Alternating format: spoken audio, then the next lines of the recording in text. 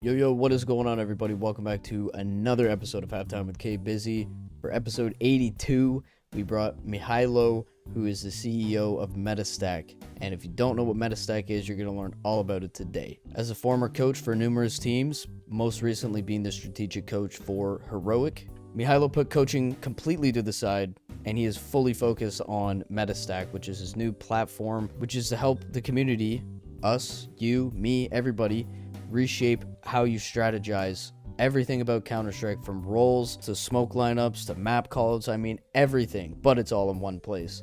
And he also partnered up with Gooseman, Minh, who we also had on the podcast previously. And, he was a big part in this too. So we kind of talk about all of that today. Really cool stuff. We got Sean Garris from 100 Thieves, the head of FPS, joining us next weekend. So don't forget to subscribe to the channel, turn on the notification bell so you don't miss that episode or future episodes that come out. And make sure you like the video and comment down below. Let me know what you think of it. If you guys enjoyed today's episode, what I could do to improve, that sort of thing. All of that really means a lot to me, and I definitely take all of it into account. I love reading the comments. I love seeing what you guys have to say about the episode. But without further ado, we're going to jump into today's episode, and we will catch you guys on the outro.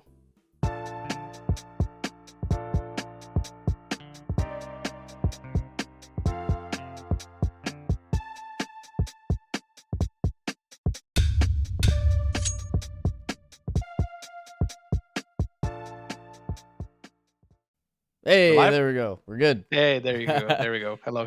Hello. Is it all good? Good from the camera side? Didn't even check. Yeah. No, everything looks great. So tell me how you were introduced to Counter-Strike once upon a time. It is the most important question that I think every guest needs to answer, because without that question being answered, we wouldn't even be here. Right, makes sense. And so I started playing Counter-Strike pretty late, actually, in 2015 only. So I've been in the Counter-Strike scene for maybe for 11 years. Yes, I've played 1.6 when I was a young kid in 2001, 2002, but that wasn't anything serious. And I got introduced from a friend of mine who just bought it for me. No. And then we just started playing matchmaking. It was paid back then still. And we just started playing matchmaking, started getting better at the game, started grinding the game, started getting into Team CS, and then one thing led to another, and there we go. But yeah, it was just like off of a friend. We got bored of one game, he bought it for me, and he was like, "Yeah, let's play this other game. It's pretty cool." Hell yeah. And like for when you played Counter-Strike, like all of us, especially in like Counter-Strike Global Offensive is the best I can relate to, because that's where I started playing Counter-Strike. It's kind of like overwhelming a little bit, I found. There's all these game modes to play. You know that it's a competitive game, but you don't really know like what you're signing up for, what you're getting yourself into. When you got into Counter-Strike, was it like did you feel that competitive fire under you when you were playing, or was it kind of just like, I don't have any work today, so I'm just gonna boot up and just casually have some fun with my boys? Yeah, I did, and I think a little bit of a backstory would make it make more sense. So I was always a gamer, but I was never playing multiple games at a time. I was always just playing one game and trying to be the best at it as I can be. So my first game was I played, I think, yeah, only 2 games ever, seriously, and one of them is World of Warcraft. I played it as a kid like crazy. I was competing there, playing tournaments, all sorts of stuff. A friend who bought it for me is a teammate of mine from World of Warcraft, and we started getting bored at it. And then we started playing CS on the side a little bit. So I knew like the competitive side. That's why we played it, because it needs to be a competitive game for me in order for me to play it. It needs to be online against other people, and you need to be able to beat them. Yeah. So of course, yeah, like competition is everything. And after playing on the side a little bit, then we decided, okay, let's try to switch a little bit to Counter Strike, and that's how the switch kind of happened for me. So it was from one competition to another. Damn. Okay. Cool. So you've never really been like come home from school or something, controller, lean back on the couch, just hanging. You've always been like right competitive. I think I held a controller maybe 5 times in my life, and Damn. it was always trying to win the next tournament, trying to win the next game, trying to be the best every single Damn. time. Okay. And when did you get to a point where you're like, I could take my creative mind like outside of me playing? Like you ended up being a coach for numerous teams for Counter-Strike. How did you take that leap? Because, that's not something that everybody does. Yeah. Because I was always great at the tactical side, and that was really interesting for me. And I was always the IGL naturally from like day one in our group. First, it was like a friend group, then it was some other teams with people that you just meet as you kind of grind and play and get better. And I was always the IGL. I was good at the tactical side, never really great at shooting. So it was kind of natural that at some point, after like playing a little bit more seriously, playing some local tournaments, that teammate of mine, ex teammate of mine, asked me, "Do you want to try coaching us for a month?" Oh Um, wow. and I'm like, "Okay, fine, let's give it a go." And we just tried, and I worked with them for like a month. It was like volunteering, basically, just trying to help them out. And after that, yeah, I'm like, okay, guys, I have to go back to work right now. It was like end of COVID, so during COVID, me and my teammates really tried to go all in, try to go pro. We were still playing together, and my teammates were basically all the lineups you see of Partisan or iNation. That was my teammates back then when I was still playing. It was Kindo, it was Dragon, it was VLDN, those guys, right? And we just like grew up together in a CS sense kind of thing. And yeah, I just tried it coaching. A teammate who asked me to coach is actually Choiv. He played on RMR with iNation, and it was a Bulgarian team, which is funny. And they spoke Bulgarian, but I can understand it because I'm Serbian. Uh, and after that, I'm like, guys, I have to go back to my job. Can't really coach anymore. It was a small org called Coalesce. Later on, I built a team for them when they get a little bit bigger, Okay. and their founder Kenny is still a really good friend of mine to this day, actually. So big shout out to Sam. And they asked him, like, Sam, we need this guy. He's helping us a lot with coaching. I know we don't have salary, but can you please give him some salary as a coach? We won't take any as players, which was Wow. crazy to me. I told them, like, guys, I'd feel bad about it. They're like, no, no, we'll ask. And they asked him. He actually gave me some small salary, like a super small salary, and that's how Still, it started. what a movement from your teammates. Like that's got to be a huge compliment. That's crazy. Yeah, yeah, I kind of owe my career because of that, for sure, for Wow. sure. That's amazing. And I gotta say, it's pretty cool. I think this is the first time I've ever had a coach on the show before, or a former coach, I should say. Really cool. I just love knowing more about the behind the scenes of like what it's like to be, like we just had Pekka on, the general manager. What the hell does a general manager do? Like I find it so interesting to learn all of these things because esports is and isn't kind of like traditional sports. So I'm kind of curious to hear more about like a coach's job on a team. Like, can you kind of describe a little bit about what the responsibilities of a coach is for a Counter Strike team? Yeah, for sure. It I always explain it to people who are outside of gaming and outside of CS that it is really similar to what a basketball coach does.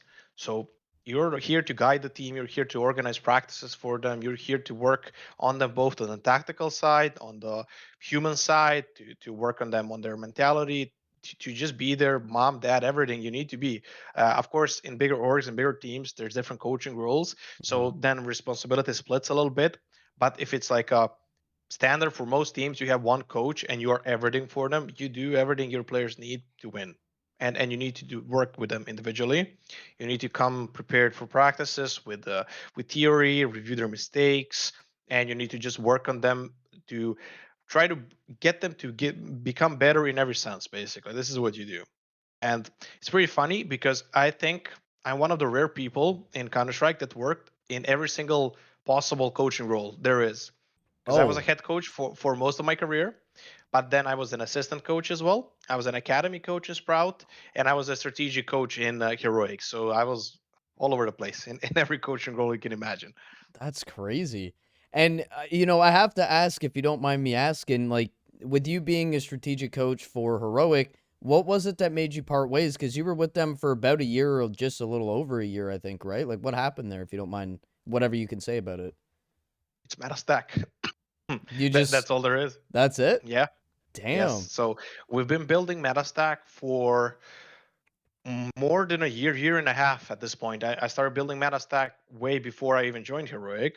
And we were been just working on it part time as I'm doing my job. My co founders are doing their job as developers, and we're just building like every single afternoon, night, weekends, no matter what.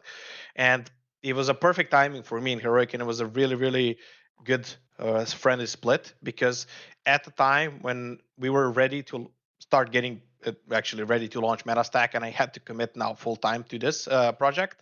Uh, Heroic had roster changes, Major was over, and then Saw and Shadow went to G2, and I went to commit to Metastack full time. So there was a full coaching staff change in Heroic, and it was really a perfect timing, luckily, so to speak. Okay.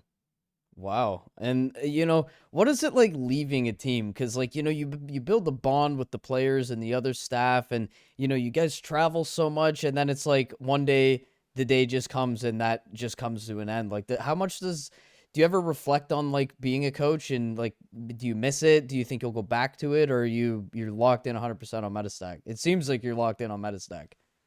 Like I'm definitely locked in on this and trying to build this for a long, long time.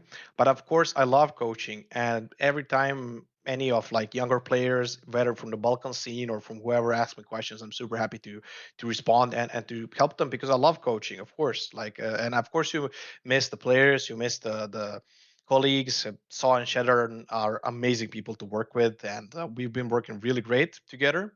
We had the first lineup with Kixan, Dexter, all of those guys, and then we had a full rebuild at the start of January.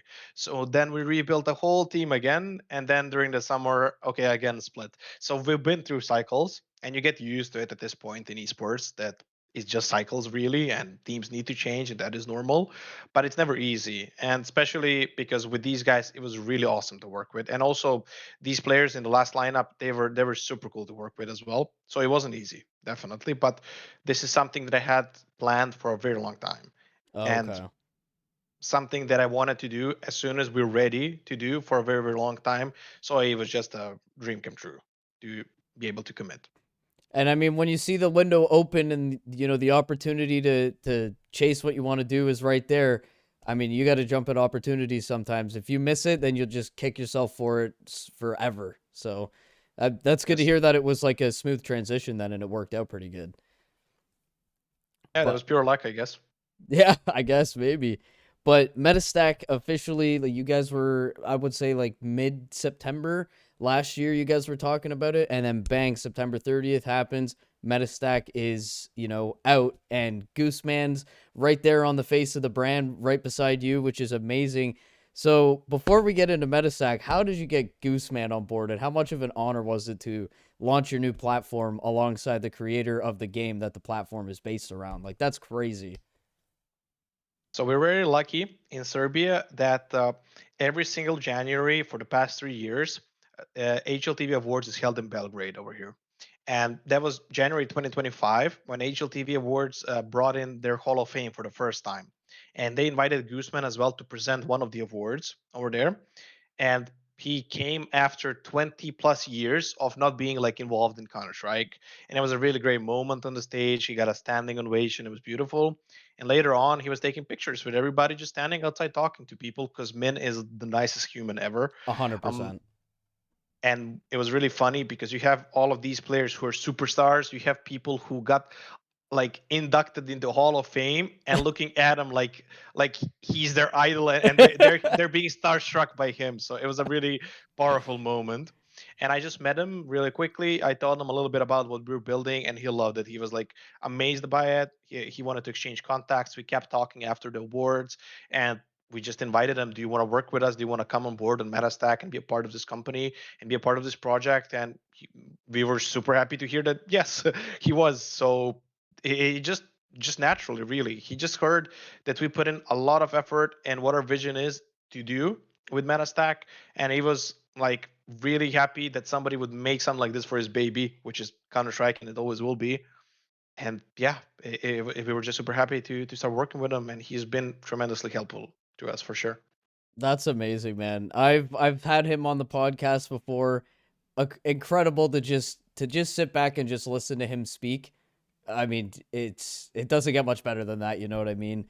I got to meet him at the Austin, Texas major, and like the guy was a superstar. Like people were following. Yes. I went and I was talking to him for not even a minute, and I look over my shoulder. There's like three people lined up. I'm like, holy shit! Like he's a huge name, and that was his Yes. first major too. He had never been to a Yes. major before Austin, and then yeah, HLTV Awards, not the one that just passed, but last year, that was his first time, being a part of something like that. Like it's so crazy. The one of the creators of this game hasn't really been involved. Like it's kind of crazy. Yeah, for sure.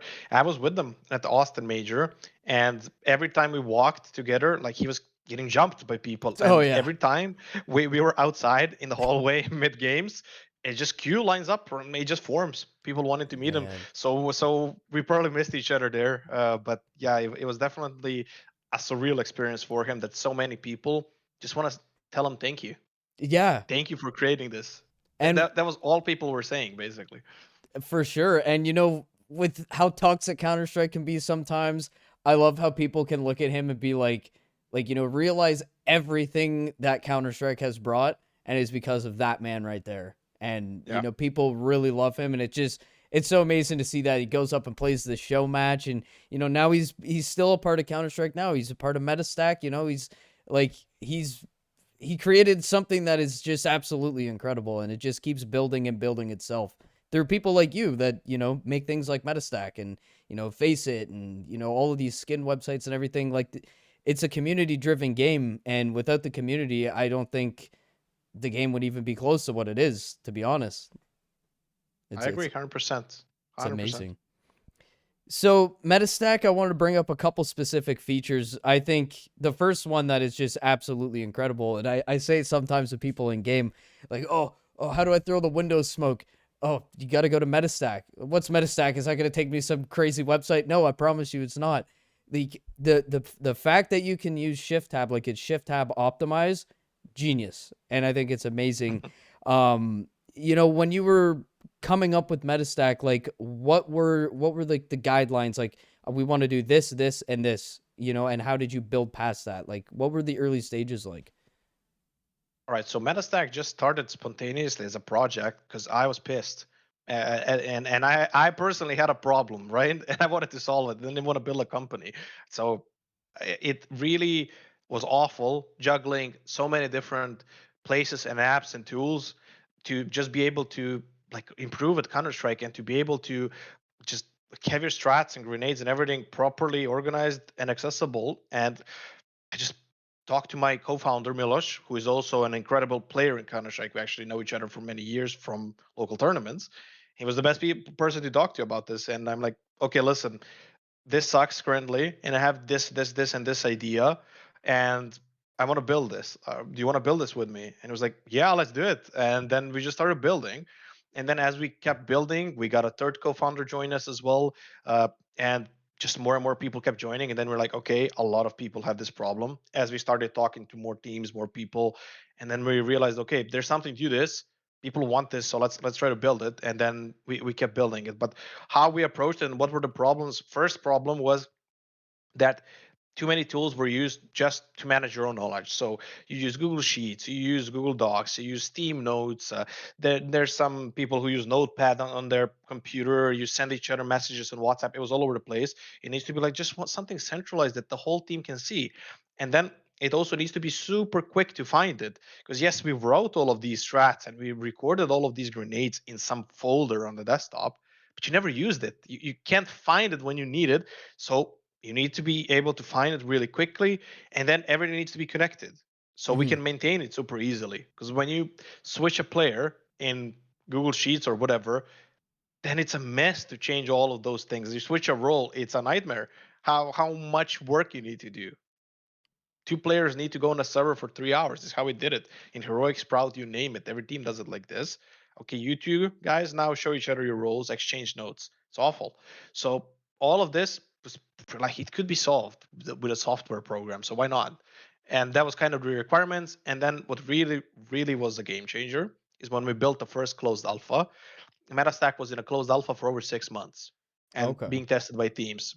Tier 3, Tier 2, Tier 1, gradually uh, it helped a lot because we had teams from all of the different spectrums testing the product and giving us feedback. And they told us what they wanted, what should be changed, how it should be improved, and that helped a lot to formulate this first open beta version. So that was a game changer once we started getting it in the hands of people. For sure. And I mean, the people that you want to hear from are the pros. So to be able to be in a position where you could just toss it out like that and just like that's incredible. And again, like the whole Shift+Tab optimization thing is like so essential and really, really good execution. And when you think about it, with all of this, there's so many platforms out there for Counter Strike, and when you think about it, it's kind of crazy that it took up until last year. Like nobody came up with the idea of something like Metastack where Yeah, everything is all in one place, and yeah, it's it is crazy. crazy, and not just in Counter Strike, in any esport, there's nothing like this. Like from day one when we launched, we got messages on our official accounts. When are you going to make this for Valorant? Are you going to make this for Valorant? Because it's very natural, right? That Yeah, why not? And it is pretty interesting that nobody yet made it, but it's kind of obvious that it should be made. So we made it. I guess when nobody else wanted to make it, we made it. that's incredible, man. Incredible. And on top of all of this, like, you guys have, the playbacks, which show you the breakdowns of timing for throwing utility. You know, you got the roles that you were talking about, lineups for utility, which is massive. I can't tell you how many times I queue into a Premier game, and I'm guilty of it too. I'm not perfect, but it's like, oh, can someone throw the smoke over here? I don't know that. Does anyone else know that one? It's just like, this is the answer to those problems. And it's like, I think with time, as it keeps growing, more and more people obviously are going to keep finding out about Metastack, and it's going to become the meta of, just queuing up competitive or queuing up Premier or Face It, and people might not know certain utility lineups, but it's amazing to me that you can just like, it's so community driven, and it's kind of just like Counter Strike in a way where the community can go and post their lineups or their strategies, and it shows you how to do the strat. It shows you the little description of it. I think is absolutely genius. I guess thank you. What else is there to say? But for sure, that is the idea, because people, like majority of the people, don't really have the time to go in and practice before the games, right? Nobody wants to do that, who Yep. is not a pro or trying to become a pro. They just want to play and have fun. But then Counter-Strike is infinitely more fun if you know just a little bit. If you just can actually put yourself in like some decent positions, which requires util and it requires a little bit of talking, maybe if people want to talk back to you, but even just knowing solo play, a smoke or two, can massively impact your experience, both in having fun and winning, which is also fun. And we wanted to bring it to people. That's why we did like the optimization for the Steam browser, because this is when you need it, when you play. And Alt tab sucks, obviously. Okay, now it's better. When we started building it, there was no this instant Alt tab even in 4x3. Now Valve kind of did it. Yeah, It's nicer, but still, like this is way easier to just keep it in the Steam browser. Just use it as a cheat sheet when you play. In freeze time, you can just check what you want to do for this round and just do it. And obviously, for the teams, like it is a no-brainer for their team to just have it as your operating system. It is what it is. Like you can have everything you need as a team. for sure. And then something that also makes me, kind of gets my brain thinking is like when I started playing Counter Strike, I was like 15 years old. I was on the family laptop, not the greatest thing in the world, for people that can't afford maybe another monitor or can't afford a proper, computer that can, stream or have multiple monitors and stuff like that. You don't need to worry about alt tabbing if you have the shift tab there. If you can't afford it, or you don't have another monitor or whatever, you don't have to worry about it. Like this is it's perfect. I wish I had this when I Yeah, was a kid. you can also use it on the phone too, and Oh, it's it's optimized for it as well. Yeah, yeah, phone, I didn't tablet, even know anything you that. want. That's There you go. crazy. Are I you like guys it's like an app basically, just on the browser, in the Chrome browser on the phone. okay? And are you guys gonna make like an app for it that you can get on the App Store eventually, or are you more worried about just having it on the browser? Perhaps. Why not? Hey, Not hey, right now in the short term, but later on, why not? okay, all right, interesting, good to hear. And the whole project kind of just appeals to any CS player, whether you're trying to learn and you're not that good, or if you're a tier one professional and you know a lot. It appeals to everybody, which I think is amazing. And another really unique thing that I think is awesome with Metastack is the whole like the map callout editor. So I was wondering if you could kind of break down, if it's not this feature, if it's another feature that you like more. I just want to hear like your words about what you've created and kind of just break it down.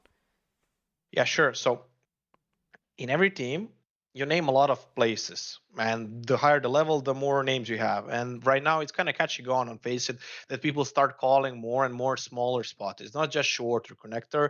Now it's share, and you will know what I mean, or Delpan people call it on Mirage, etc., right? Shadow balcony, you name it. And how it used to work is we created either, okay, maybe Photoshop, but usually it's just Paint. You just take a screenshot of the overview, and then you come in Paint, and then you just kind of put some text on spots, and then you kind of save it in Google Drive, and that's it. And now we change the name, and now what? It's a mess. It's a nightmare. Hmm. And we just created all of the callouts that are kind of used and that are kind of needed, and it is super extensive by design because we want to be able to just link it in a strat so you can see exactly when you're writing a strat. That's a big problem if you want to share it to people. They don't know what you mean, right? Where should I go? Where should I stand?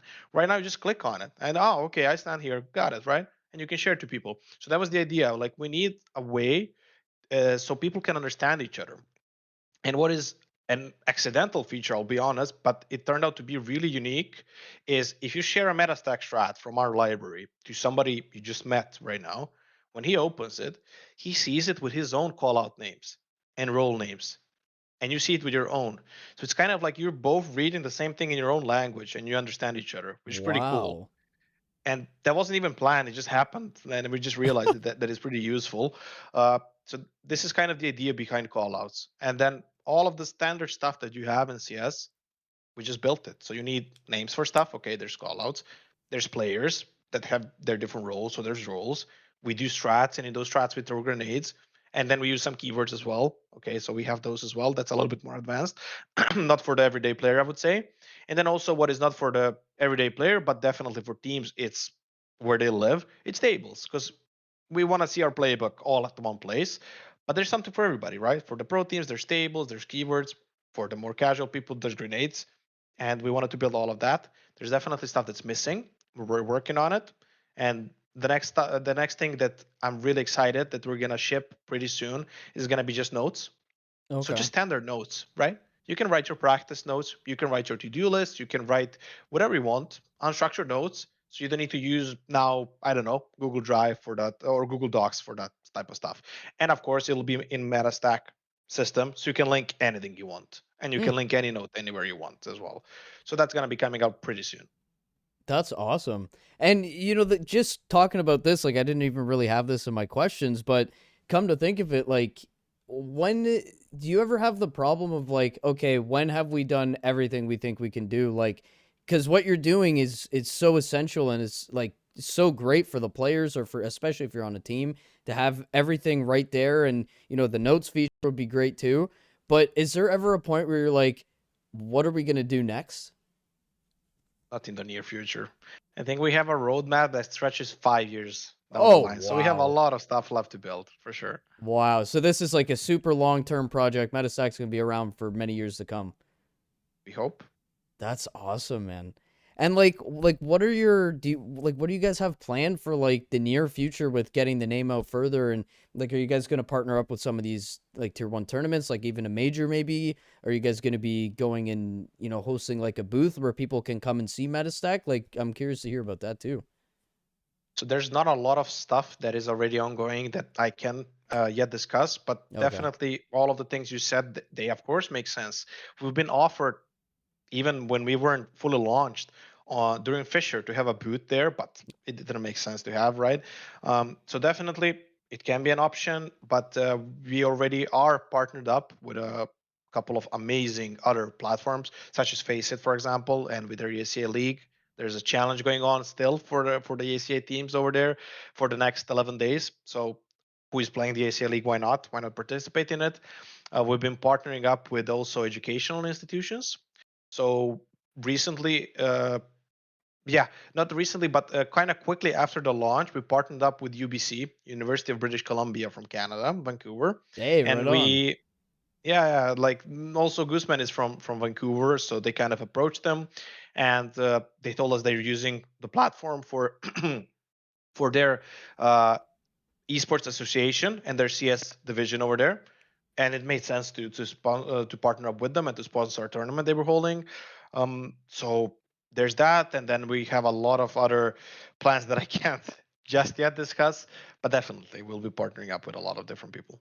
That's amazing, man. And to go right back to where Gooseman's from, I mean, I'm also from Canada. I'm from the other side though, but it seems like it's so full circle. Like everything's kind of just making sense. Like partnering up with Gooseman for the game he created. He's from Canada. The university reached out, and now they want to partner with you guys. Like that's incredible. That's awesome. Yeah, for sure. And also, I want to give a big shout out to CCT tournaments who've been kindly enough to help us out from like almost day one. And we just made a really nice deal with them that Metastack is over there at their tournaments basically the whole time, and that's been also doing wonderful things for us. So big shout out to CCT for sure. Beautiful. And one of the last questions I have, not really a question, but the content library section is obviously very impressive. In the introduction video to Metastack, you were talking about all of the different types of strategies, and how it would kind of take like a very long time for people to complete. And it's again, like we were talking about, open to the community to submit their strategies and also get prizes for doing so. So I was wondering if you could kind of dive into that a little bit for people that might not be aware if they're just hearing about Metastack for the first time, which hopefully isn't the case.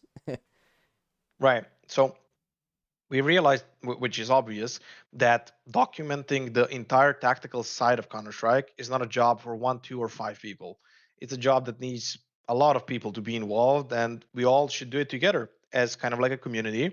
So we thought of a way how to get people engaged and how to also reward them and get them recognition. So anything you create inside of your own team, whether personal or like a SWAT team, doesn't matter. You can submit it, but it doesn't go immediately to the Metastack playbook or lineup because our content team, we want to have the highest quality out there, and I'm pretty confident that we do have as of right now, and I hope it stays like that. They review every single thing that gets submitted, and then there's three criteria that we look at. First, is it a duplicate of what we already have? Because we don't want to have million of the same things. If it's the same thing, then we will of course reject it.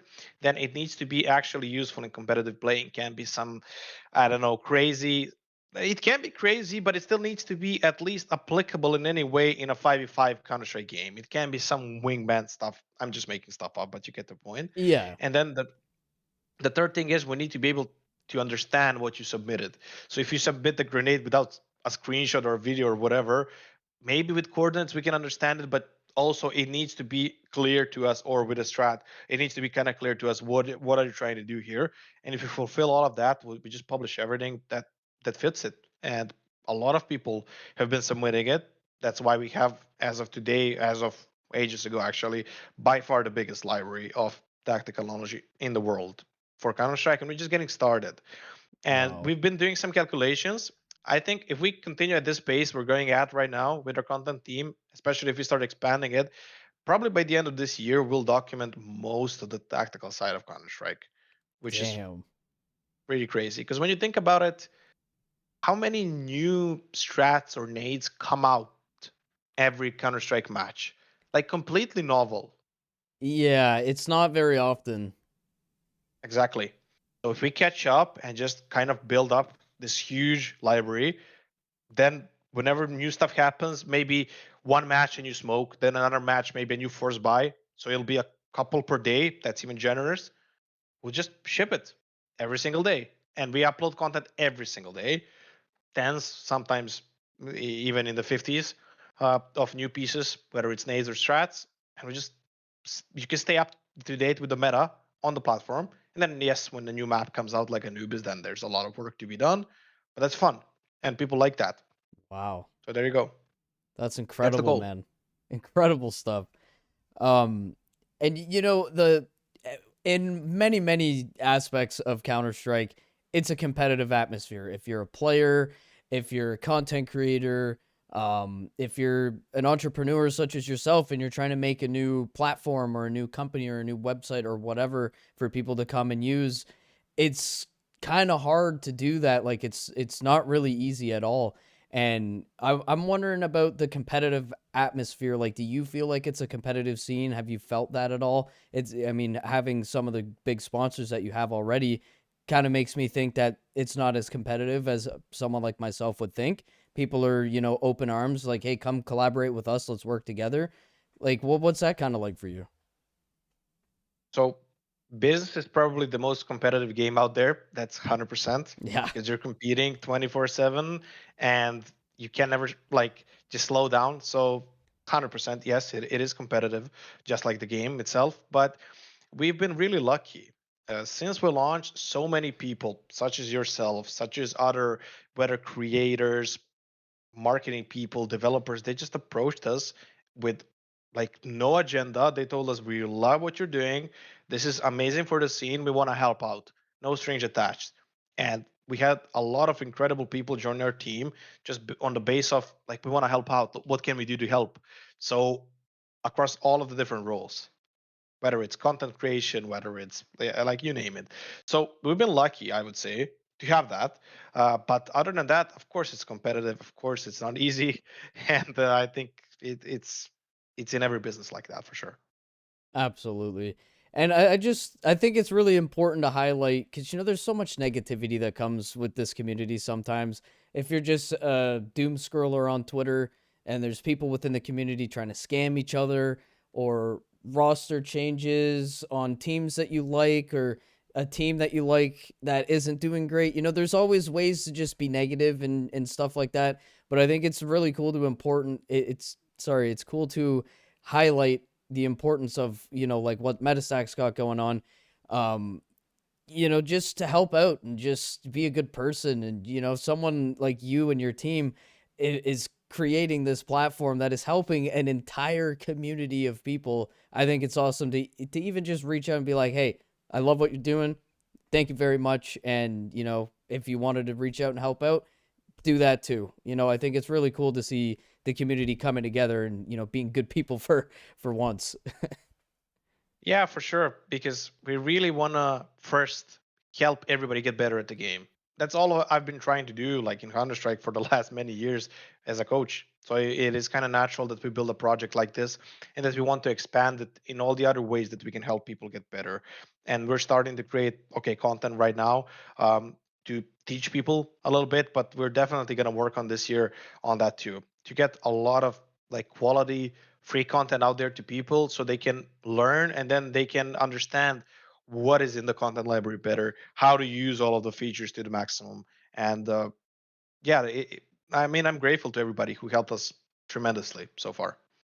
Absolutely, man. I'm looking forward to seeing what happens, but that is the last question I had for you. So for the outro, I want to thank you very much for what you do for the community. It's people like you in the community that help keep the game alive and maybe even bring new players to it and keep people interested in wanting to do better. And oh, I want to learn how to do this. Let me go to this YouTube video, try to find the right one.